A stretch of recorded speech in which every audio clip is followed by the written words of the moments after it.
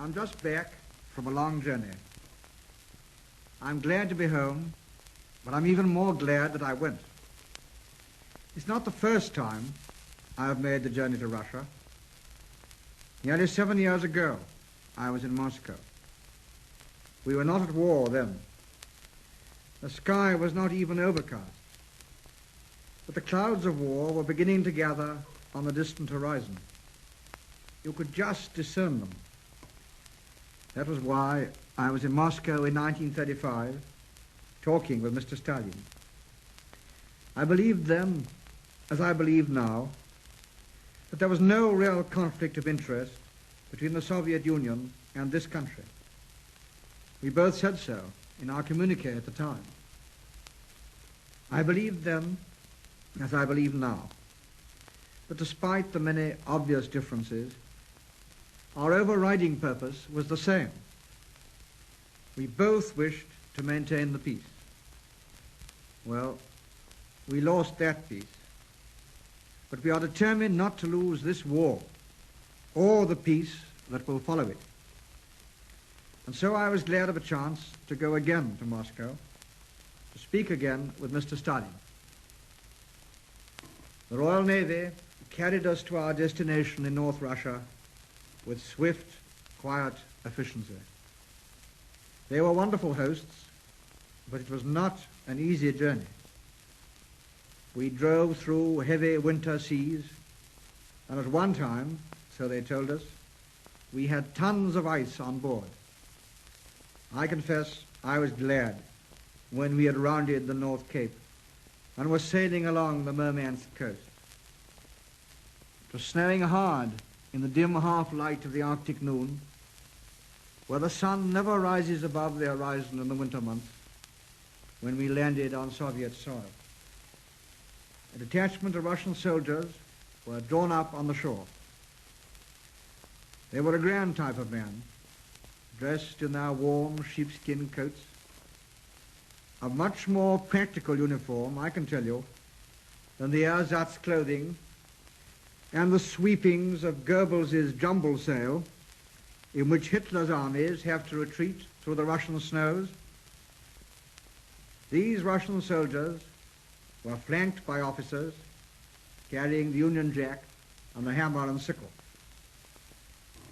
The yellow ochre of the uniforms, the bright splashes of color of the two flags against the snow-covered hills, the uncanny twilight at midday, the silence of falling snow, all these formed a most impressive setting for our first landing on Soviet soil. But it was friendly. Indeed, the courtesy and friendliness of this greeting was typical of our welcome at every stage of our journey. Flying conditions were very bad, so we traveled to Moscow by train. One stretch of our journey was over a section of the railway which Goebbels has often told you has been cut by enemy action. I can tell you from practical experience that Goebbels is wrong. The railway is intact, undamaged, and working smoothly and well.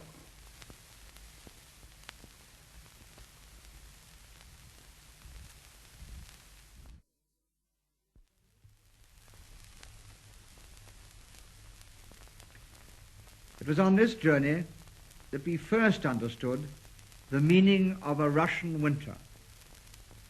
An occasional stop gave us a chance to stretch our legs and to freeze our moustaches in a temperature of 58 degrees of frost.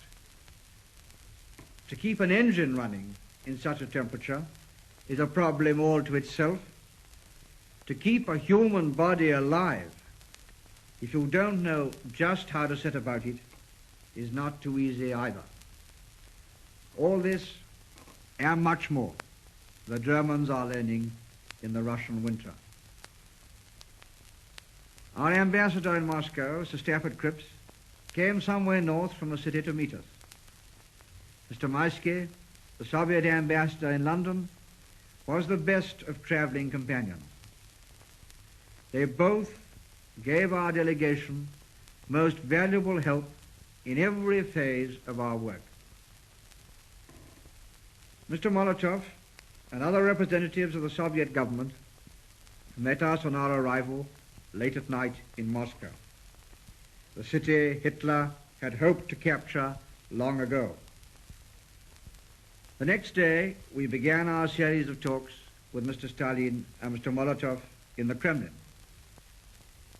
These talks went further than any political or military discussions that have taken place at any time between our two countries since the last war. They fell naturally into two parts. In the first, we dealt with the conduct of the war. You won't expect me to tell you a great deal about that.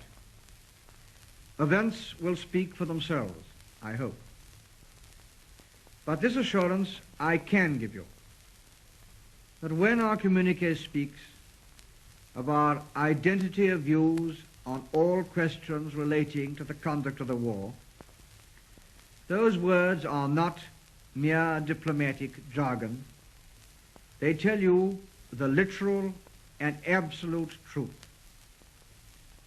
I have no doubt in my mind that this part of our work alone would have more than justified the journey.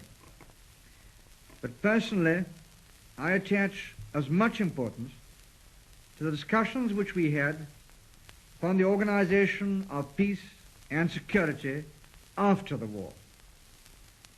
We talked over what must be done to prevent any German aggression in the future. We talked over the conditions of the peace and the machinery for keeping it.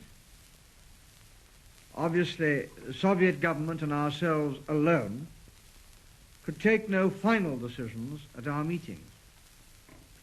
Intimate consultations with the governments of the dominions, with the United States, and with our other allies will be necessary in the months that lie ahead.